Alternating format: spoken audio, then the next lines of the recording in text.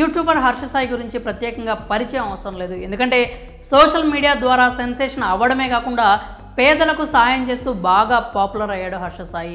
ఈ క్రమంలోనే Harsha Sai social media handle యూట్యూబ్లో దాదాపు 14 మిలియన్ ఫాలోవర్స్ ఉన్నారు. అయితే సోషల్ మీడియా ఇన్ఫ్లుయెన్సర్గా బాగా ఫేమస్ అయిన హర్ష సాయిపై గత కొన్ని రోజుల క్రితం బెట్టింగ్ యాప్స్ను ప్రమోట్ చేస్తూ 2 చేతుల సంపాదిస్తున్నాడు అనే ఆరోపణలు అయితే వచ్చాయి. దీంతో మొన్నటి వరకు హర్ష సాయి పేరు నెట్టింట తెగ మారుమోగిన విషయం తెలిసిందే. అలాగే తరచూ ఏదో ఒక ఇష్యూతో హర్ష సాయి వార్తల్లో నిలుస్తూ ఉన్నాడు. అలాగే తాజాగా మరోసారి ఓ వివాదంలో చిక్కుకున్నాడు. హర్ష సాయిపై ఓ యువతి చీటింగ్ కేసు నమోదు చేసింది. హర్ష సాయి పెళ్లి పేరుతో 2 కోట్ల రూపాయల వరకు వసూలు చేశాడంటూ సదరు యువతి నిన్న మంగళవారం రాత్రి నార్సింగ్ పోలీస్ స్టేషన్లో ఫిర్యాదు చేసింది. అంతేకాకుండా తనపై అత్యాచారానికి పాల్పడ్డాడని ఫిర్యాదులో పేర్కొంది.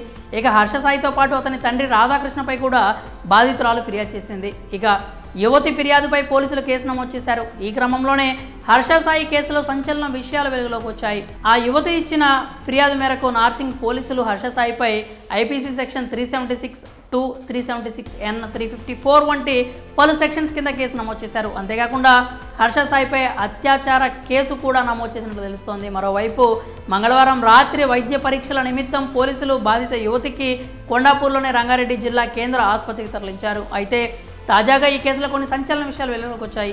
బాధిత యువతిపై హర్ష సాయి పలుమార్లు లైంగిక దాడికి పాల్పడ్డాడని ఆ యువతి ఫిర్యాదులో పేర్కొన్నట్లు సమాచారం. తనపై లైంగిక దాడి జరుపుతూనే తన నగ్న ఫోటోలు, వీడియోలు తీశాడంటూ వాటిని చూపిస్తూ బెదిరిస్తున్నాడని తన కంప్లైంట్లో పేర్కొంది. అంతేకాక నగ్న ఫోటోలు, వీడియోలు చూపించి పలుమార్లు లైంగిక దాడి చేశాడంటూ తెలిపింది. మొత్తంగా హర్ష సాయిపై బాధిత యువతి చేసిన ఆరోపణలు సంచలనంగా మారాయి. యువతి ఇచ్చిన ఫిర్యాదు మేరకు అలాగే పోలీసులు కూడా హర్ష సాయికి పలుమార్లు ఫోన్ చేశారు. కానీ అతని ఫోన్ స్విచ్ ఆఫ్ చేసినట్లు సమాచారం. అంతేకాకుండా హర్ష సాయి ప్రస్తుతం పరారీలో ఉన్నట్లు చెప్తున్నారు. దీంతో పోలీసులు హర్ష సాయి కోసం గాలిస్తున్నట్లు సమాచారం.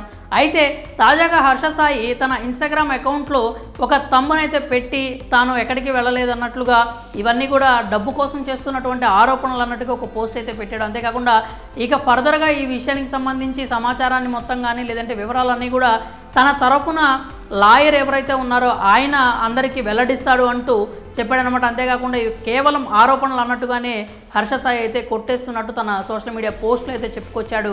అయితే ఇంకా ఈ కేసుకు సంబంధించి ఫర్దర్గా ఎలాంటి విషయాలు వెలుగు చూస్తాయనేది అయితే పోలీసుల దర్యాప్తు ప్రారంభమైన తర్వాత తెలుస్తుంది. మరి హర్ష సాయిపై ఓ యువతి అత్యాచార కేసు నమోదు చేయడంపై మీరేమనుకుంటున్నారో మీ అభిప్రాయాలని కామెంట్స్ రూపంలో తెలియజేయండి.